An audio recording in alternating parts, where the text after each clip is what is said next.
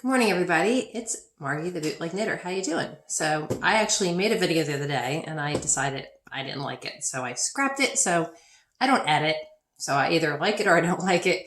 So I'm like, hey, let's do this again. So I apologize for the lighting. I'm trying to get it the best I can, but I'm actually downstairs in my laundry room, right outside my craft room, and the lights are up in the ceiling. So it is what it is. I said I'm not a professional podcaster. I'm just me. So who am I? So I am a mom, a grandmother, an athlete. I am a retired teacher, and I fell in love first with crochet, then with knitting, and then being a history teacher. I'm like, hey, where does yarn come from? Because yeah. And then I saw pictures of old spinning wheels. And I'm like, oh, this is cool. So I started doing drop spindling, and I would actually teach my students how to drop spindle, and that was always a lot of fun.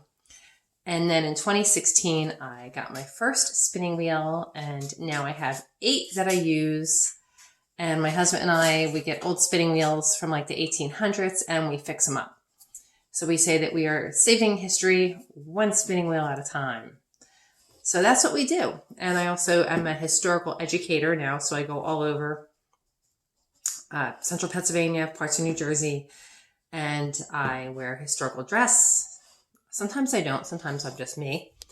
And I spin on a great wheel, I spin on a flax wheel, and I explain the whole process to people who come to the events that I attend. So it's a lot of fun, and I feel like I'm paying it forward, saving history, so to say. So today's topic is sheep to shawl competition. So I never knew what a sheep to shawl competition was until I moved to Pennsylvania. And what a sheep to shawl competition is they have a sheep, they shear the sheep right there. You then take the fleece. So this is what a raw fleece would look like. This is a Shetland. This is a raw fleece. You can see there's pieces of hay in there. Can you see a little piece of hay? This one's actually pretty clean. They're animals, so there's pee, poop, yeah. And it smells like sheep. So my craft room, which I have a lot of fleece in, smells like sheep. So a sheep's hair is called fleece. So when you do this competition, you get the fleece and then you have to flick it open. What that means is, I'll show you. I'm going to show you with a piece of clean fiber, which I have a whole bunch of clean fiber right here on my floor. Excuse as I bend down. So this is fiber that has been washed. This is luster long wool. It's got a nice luster to it. So when you look at the fiber, you can see these ends here like this. These are the tips of the locks. So when you flick it, you will grab a lock or 2 or 3, depending on the fiber. You pull it out. Then you can use a flicking brush. I like my dog brush. You can use a hand carder. These are hand carders. These are pretty sharp, so you got to watch you don't get your fingers. So sometimes if you go to these competitions, you'll see people wearing gloves. So again, they shear the sheep. You grab the fleece.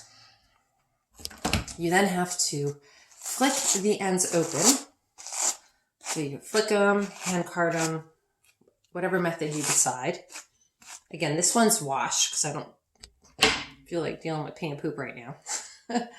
Now, you can see, isn't this lovely? Flicking is actually one of my favorite things. I love when you take a piece of fiber that looks like this.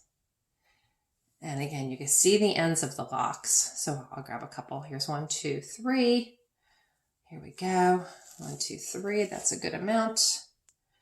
And then I will take them, and again, I will flick them open. So it's basically like, when you have your hair in the morning, when you start flicking, fluff goes everywhere.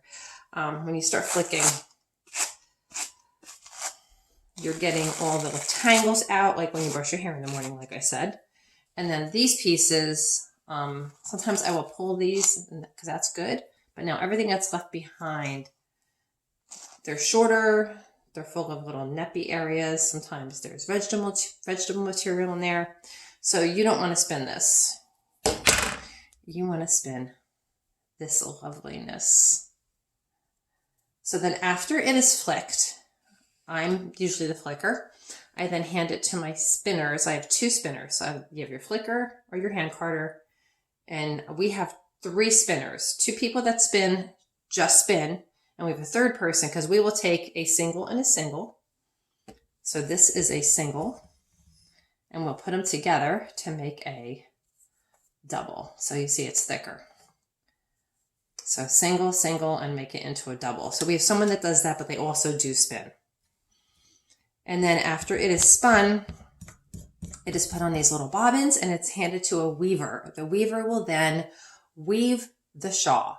So depending on the competition, it's usually 2.5 hours to go from the sheep being brought into the arena and being shorn to have a complete finished shawl, which should be 22 inches wide. And then when you take it off, it'll be 72 inches long. But you have to weave about 85 inches, 86 inches, because when the fiber's on the loom, it stretches. So when you take it off, it'll rebound back to a smaller size. So the finished size is about 22 by 72, usually about there, 74. So that's what takes place in a sheep to shawl competition. So there's a lot of prep ahead of time that people do not even think about. You have to pick your theme. You have to design your shawl. You have to prepare the fibers that are going to be what's called the warp. The vertical vertical yarn on a loom is called a warp. You do that ahead of time because that can take, hours and hours and hours just to put on the loom. So when you have the competition, you're only doing the sideways weaving. The up and down, the vertical weaving, the warp, that's done ahead of time. So again, that takes a great deal of time. And if you get a lot more points if it's hand spun fiber and hand dyed fiber. So my team, we are doing the sheep to shawl competition at the Pennsylvania Farm Show, January 11th. You come out and see it. So right now I'm doing a lot of prep. I'm washing fiber, flicking fiber, and spinning fiber. So we have to spin a total of 6,000 yards of singles. That's one, which we will then put together to make a double. So we need to spin 3,000 yards of yarn. So there's a bunch of us. I mailed out fiber the other day. So my friends on my team, they're helping, they're flicking, they're spinning. So again, this is some of the fiber that will be used to make the yarn for our warp. It is then hand dyed by one of our team members, and then it is placed on the loom. So again, it is a great deal of work. I really like flicking fiber. I do this a lot in the evening when I'm, end of the day, you're tired. I'm too tired to knit. I'm too tired to crochet. I'm too tired to spin, but I could sit with my dog brush and I could just flick fiber. So you usually flick fiber if it's longer like this. But what if you have short little fibers? Well, if you have short little fibers, that's where your hand carders come in. So what you would do, I'm going to demonstrate with the same fiber, even though it's longer. Again, you would usually just do this with short fibers. So here we go. Let me see. You put it on your hand carder like so. I'm just going to put a little bit. You then hand card. You're making it all nice and fluffy, just like you did with the dog brush. And then, so now you see how lovely it is. Again, this would usually be a little thicker. And then you take the fibers and you roll them. And this is not going to come out great because I did not put a lot of fiber on my hand carder. But then you roll them into a little roll log. So here we go. This is a roll log. It's a very simple one, a little small one. So all the fibers are rolled. So with shorter fibers, you tend to use hand carders like this. So there you go. And then you spin, you spin right off here. You take the fiber into your spinning wheel and it will spin. And all yarn is twisted fiber. There you go. When I'm spinning off this lovely fluff, I will just take it and I don't hold it real tight. And then I just spin right off of what they call the fold or the side. And there you go. So Again, it's going to twist it. The spinning wheel will twist it. And then you have yarn. So the yarn I have on this lovely spinning wheel. This is a, I never make sure if I say it right, Daedalus spinning wheel. It is an electric spinning wheel. It is made with 3D printing technology. And again, I like to spin on this like at night when I'm tired. I put my feet up. Like I said, I do CrossFit, I run, I bike, I swim. I'm a little crazy. So sometimes at night, like my legs are tired, my knees are tired. So I'll sit on the recliner and I put this right on a little lap desk. This is my little control panel. It plugs into a battery and it spins. And you put the fiber into the little hole right here called an orifice. And then you spin your fiber. Now this fiber, this is now yarn. Once it's spun, it's yarn. This is really cool because this is not being used for a farm show. This fiber is, let me unhook it so you can see better. This is half Romney, so it's half Romney sheep, and it's half Samoyed dog hair. So it is absolutely lovely. So you see the fluff. When I wash this yarn, that fluff is going to pop out all over the yarn. And it's super soft and super warm. So yes, you can spin animal hair, dog hair. It has to be long enough. I like Samoyed. Samoyed is actually prized for spinning. So I had a friend that had a Samoyed. She gave me a bunch of its hair. And so again, this is a single. I will fill most of this bobbin up. Then I will do another bobbin, and then I will put them together, one ply into a 2-ply. And then I will have my Samoyed Romney yarn. So that's that. So it's interesting, my oldest wheel right now is from about 1790. And two of my favorite spinning wheels, actually I have 3 wheels I use all the time. They're all from the mid 1800s. But then I also use this lovely jobber here, which is, the latest 3D technology. So it's kind of fun. I go from some of the oldest technology in my area to the newest technology that is available for spinning. And I also do a drop spindle, which I'll talk about another day. So that's basically the gist of the sheep to shawl competition. Again, they shear the sheep. We flick the fiber, I hand it to the spinners will spin the fiber. It is then plied into a 2-ply. It is put onto a bobbin, which is then handed to the weaver. And then the weaver will weave the horizontal part of the shawl, which is called the weft. And we have 2.5 hours to complete that whole process. And we have a number of practices. We will have 4 practices before the competition takes place. So hopefully it'll all go well. So we're very excited. This, again, the Shetland, whoops, I grabbed my hand harder. This Shetland is one of our practice fleeces. So again, the fleece is raw. It is dirty.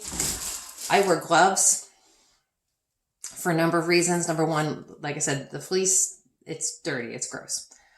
But then also, when you're flicking, you saw me flick this fiber. I'm just taking my time.